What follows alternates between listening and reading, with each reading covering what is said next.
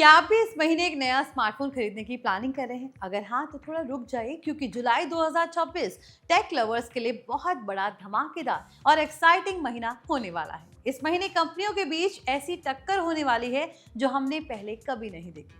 Samsung के सबसे महंगे और प्रीमियम फोल्डेबल फोन से लेकर नथिंग के बजट फ्रेंडली स्टाइलिश स्मार्टफोन तक कई बड़े ब्रांड्स अपने धांसू स्मार्टफोन्स मार्केट में उतारने के लिए तैयार हैं। ऐसे में अगर आप बिना सोचे समझे कोई पुराना मॉडल उठा लेंगे तो बाद में आपको भी पछताना पड़ सकता है।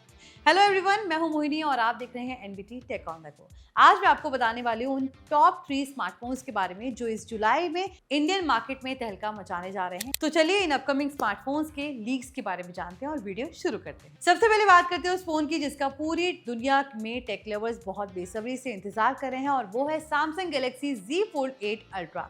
सैमसंग इस बार अपने फोल्डेबल मार्केट में कुछ एक्स्ट्रा ऑर्डिनरी और प्रीमियम लाने वाला है। लीक्स और रिपोर्ट्स की माने तो इस बार इसके डिजाइन पर बहुत भारी काम किया गया है। इसमें हमें पहले से कई ज्यादा बड़ा कवर डिस्प्ले, एकदम पेपर थिन स्लिम डिजाइन और स्नैपड्रैगन 8 Gen 4 का सुपर पावरफुल प्रोसेसर मिलने वाला है। पर्सनली मैंने सैमसंग के पिछले 2 जनरेशन के फोल्ड स्मार्टफोन्स को महीनों तक प्राइमरी डिवाइस की तरह यूज किया है।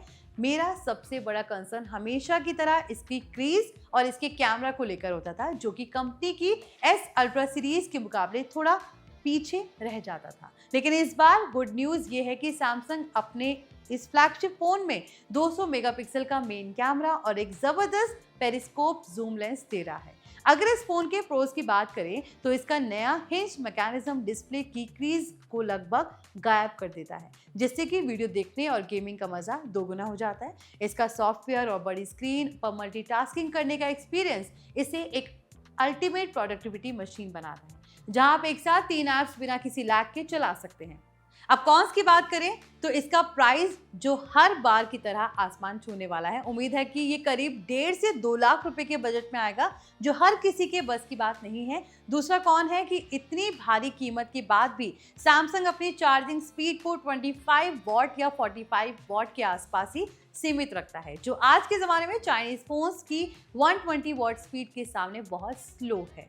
साथ ही फोल्डेबल होने की वजह से इसकी ड्यूरेबिलिटी पर हमेशा थोड़ा एक्स्ट्रा ध्यान रखना पड़ता है। अब अपनी नजर घुमाते हैं मिड रेंज सेगमेंट पर, जहां नथिंग का नया धमाका यानी कि नथिंग फोन 4 भी लॉन्च होने जा रहा है। अगर आपका बजट 30,000 रुपए के आसपास है और आप मार्केट में भीड़ से कुछ अलग और बेहद यूनिक दिखने वाला फोन ढूंढ रहे हैं तो 7 जुलाई को आपकी ये खोज खत्म हो सकती है। इस फोन में आपको नथिंग का आइकॉनिक ट्रांसपेरेंट बैक डिजाइन मिलेगा, लेकिन इस बार क्लिफ लाइट का एक नया और मिनिमल लेआउट देखने को मिलेगा, जो रात में बेहद कूल लगता है। इसके साथ ही इसमें 120 हर्ट्ज का स्मूथ और पंची AMOLED डिस्प्ले मिल सकती है। एकदम Bluetooth free clean nothing OS मिलने की उम्मीद है।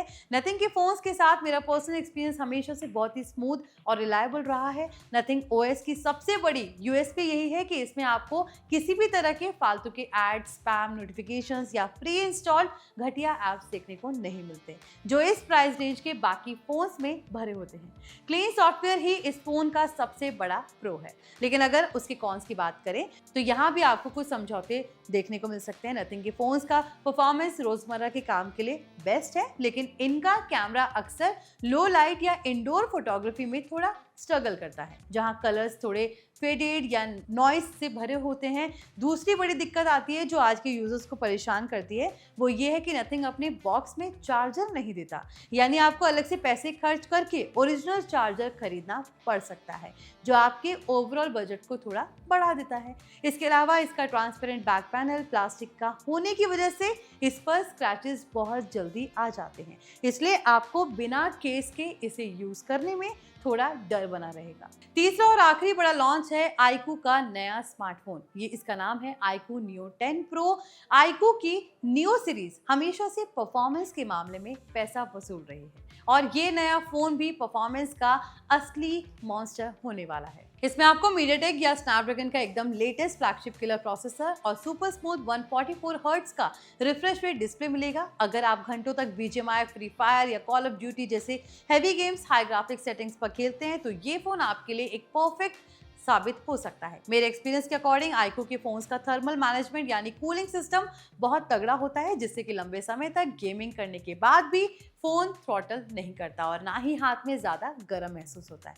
इसका सबसे बड़ा प्रो इसकी अनबीटेबल इसकी अनबीटेबल गेमिंग परफॉर्मेंस और इसकी 120 वॉट की सुपर फास्ट चार्जिंग है जो 20 मिनट्स के अंदर आपकी डेड बैटरी को 100% तक फुल चार्ज कर देती है। लेकिन गेमिंग से हटकर अगर हम इसके कॉन्स की बात करें तो इसका डिजाइन हर बार की तरह थोड़ा बोरिंग और टिपिकल प्लास्टिक वाइब वाला लग सकता है, जो हाथ में उतना प्रीमियम फील नहीं देता। दूसरा सबसे बड़ा सिरदर्द है इसका सॉफ्टवेयर यानी कि फन टच ओएस। फोन में परफॉर्मेंस तो कमाल की है, लेकिन इसके यूआई में आपको दुनिया भर के फालतू के प्री इंस्टॉल्ड ऐप्स या हॉट गेम्स जैसे ब्लोटवेयर देखने को मिल सकते हैं। तो अब आप बताइए कि आप इन तीनों स्मार्टफोन्स में से सबसे ज़्यादा किसका इंतजार कर रहे हैं। कमेंट करके ज़रूर बताइए। अगर इस वीडियो से जुड़ा आपका कोई भी सवाल है तो कमेंट में ड्रॉप कर सकते हैं। ये वीडियो अच्छा लगा हो तो इसे लाइक करें, शेयर करें, साथ ही हमारे channel NBT tech on the go को सब्सक्राइब करें।